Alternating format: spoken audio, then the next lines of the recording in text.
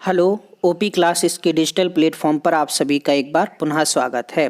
आज हम लोगों को पढ़ने हैं 7 अगस्त 2020 के मोस्ट एक्सपेक्टेड करंट अफेयर्स। तो चलिए शुरू करते हैं और देखते हैं पहला प्रश्न है, केंद्र सरकार ने हाल ही में चीन की सीमा से लगे किस राज्य के गांवों में पर्यटन को बढ़ावा देने का निर्णय लिया है। तो हाल ही में केंद्र सरकार ने चीन से लगे हुए उत्तराखंड राज्य में पर्यटन को बढ़ावा देने की बात की है। अगर बात की जाए उत्तराखंड और चीन की, तो चीन के साथ उत्तराखंड कुल 350 किलोमीटर की सीमा साझा करता है। चलिए देखते हैं अपना दूसरा प्रश्न है, हाल ही में किस राज्य में स्वदेश दर्शन योजना के तहत थेंजोन गोल्फ रिसोर्ट का उद्घाटन किया गया।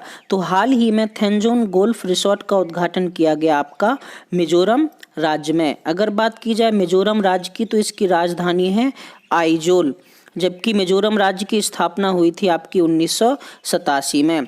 वर्तमान सीएम जो हैं वो हैं आपके जोरामथांगा, जबकि अगर बात की जाए यहाँ के राज्यपाल की, तो राज्यपाल का नाम है PS श्रीधरन पिल्लई। मिजोरम राज्य में थेंजोन गोल्फ रिसोर्ट की स्थापना स्वदेश दर्शन योजना के तहत की जा रही है, जिसमें कुल 64.48 करोड़ रुपए का खर्च आएगा। स्वदेश दर्शन योजना शुरू हुई थी आपकी 2015 में। वर्तमान में भारत में कुल 230 गोल्फ कोर्स हैं। चलिए देखते हैं हमारा आज का अगला प्रश्न क्या है। अगला प्रश्न है, बैरूत किस देश की राजधानी है जो हाल ही में भीषण विस्फोट के कारण चर्चा में है। तो हाल ही में लेबनान की राजधानी बैरूत में एक भीषण विस्फोट हुआ है। अगर बात की जाए लेबनान की, तो लेबनान के PM हैं साद हरीरी, जबकि राष्ट्रपति हैं आपके मिशेल सुलेमान। 4 अगस्त को लेबनान की राजधानी बैरूत में एक भीषण विस्फोट हुआ है। यह विस्फोट अमोनियम नाइट्रेट के कारण हुआ है। यह अमोनियम नाइट्रेट एक बिल्डिंग के नीचे 2750 टन मात्रा में रखा हुआ था। चलिए देखते हैं हमारा आज का अगला प्रश्न क्या है। अगला प्रश्न है, हाल ही में श्री राम जन्मभूमि पर प्रधानमंत्री द्वारा डाक टिकट जारी किए गए, इस डाक टिकट पर क्या अंकित है। तो श्री राम जन्मभूमि मंदिर पर जारी डाक टिकट पर राम मंदिर मॉडल का दृश्य अंकित है। अगर बात की जाए राम मंदिर की, तो बहुत समय से चले आ रहे बाबरी मस्जिद तथा राम मंदिर पर 9 नवंबर 2019 को सुप्रीम कोर्ट ने अपना फैसला दिया था, जिसके तहत मुख्य भूमि राम मंदिर निर्माण के लिए दी गई, जबकि मस्जिद निर्माण के लिए 5 एकड़ भूमि अलग से दी गई है। 6 दिसंबर 1992 को विवादित ढांचा गिराए जाने के बाद यह विवाद और ज्यादा बढ़ गया था। राम जन्मभूमि तीर्थ क्षेत्र एक ट्रस्ट है, जिसके तहत मंदिर का निर्माण किया जाएगा और इसमें कुल 15 सदस्य शामिल होंगे। कितने सदस्य? 15 सदस्य शामिल होंगे। ऐसा कहा जाता है कि राम मंदिर के बाद बाबर के सेनापति मीर वाकी ने वहां पर बाबरी मस्जिद का निर्माण कराया था। चलिए देखते हैं हमारा आज का अगला प्रश्न क्या है। अगला प्रश्न है, हाल ही में किसने बतौर कप्तान अंतर्राष्ट्रीय क्रिकेट में सर्वाधिक छक्के के महेंद्र सिंह धोनी के रिकॉर्ड को पीछे छोड़ दिया है। तो हाल ही में इंग्लैंड के कप्तान इयान मॉर्गन ने महेंद्र सिंह धोनी के सर्वाधिक छक्के मारने के रिकॉर्ड को पीछे छोड़ दिया है। इयान मॉर्गन इंग्लैंड के कप्तान हैं। इन्होंने आयरलैंड के खिलाफ हाल ही में 106 रन बनाए, जिसमें इन्होंने कुल 4 छक्के लगाए और महेंद्र सिंह धोनी के रिकॉर्ड को तोड़ा है। चलिए आगे देखते हैं अपना अगला प्रश्न।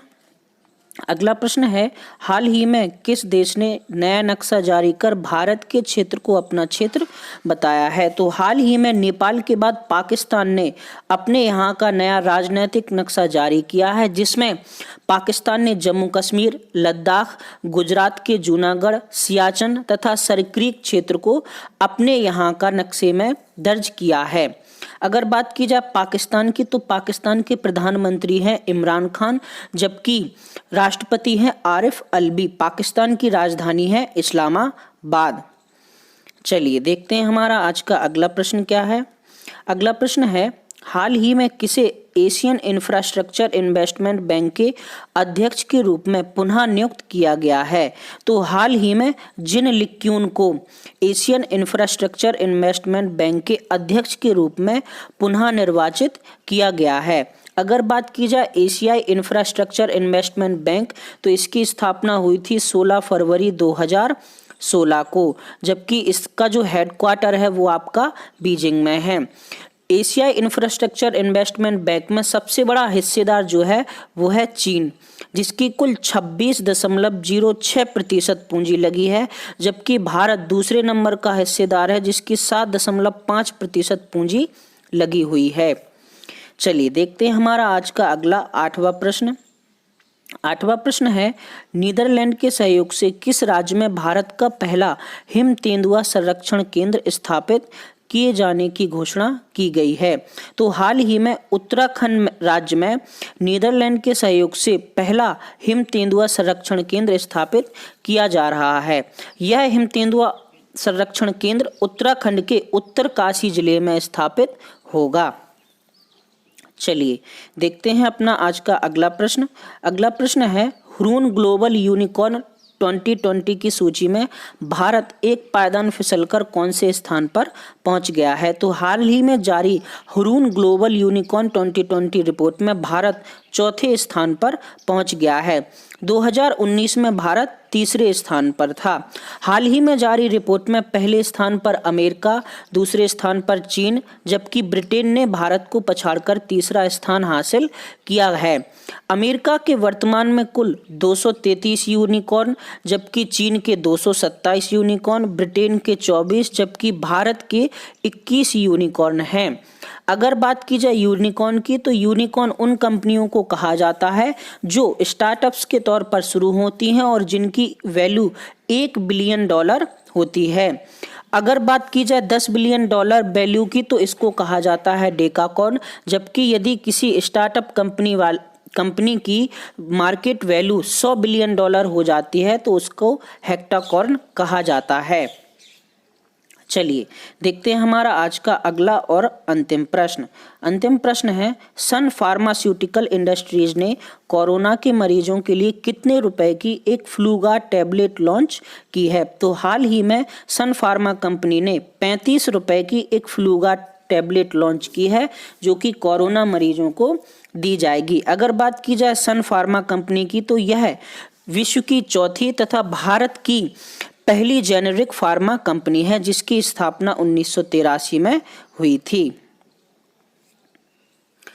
6 अगस्त 2020 का क्वेश्चन ऑफ द डे था आपका, हाल ही में बाराकाह परमाणु ऊर्जा संयंत्र सुर्खियों में रहा, यह किस देश से संबंधित है?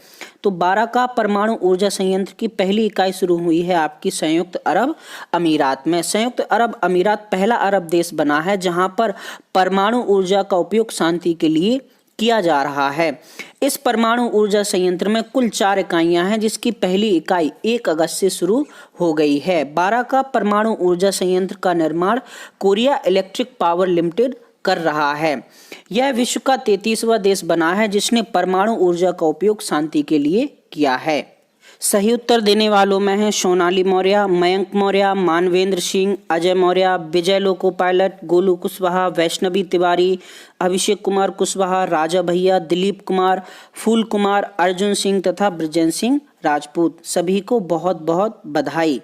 7 अगस्त 2020 का क्वेश्चन ऑफ द डे है आपका, कठोर जल में कपड़े धोने हेतु प्रयुक्त किया जाता है डिटर्जेंट, साबुन, लिक्विड सोप या ये सभी? आपको अपना उत्तर नीचे कमेंट बॉक्स में कमेंट करके बताना है। तो ये था आपका 7 अगस्त 2020 का करंट अफेयर्स का सेशन। आज के लिए इतना ही, धन्यवाद।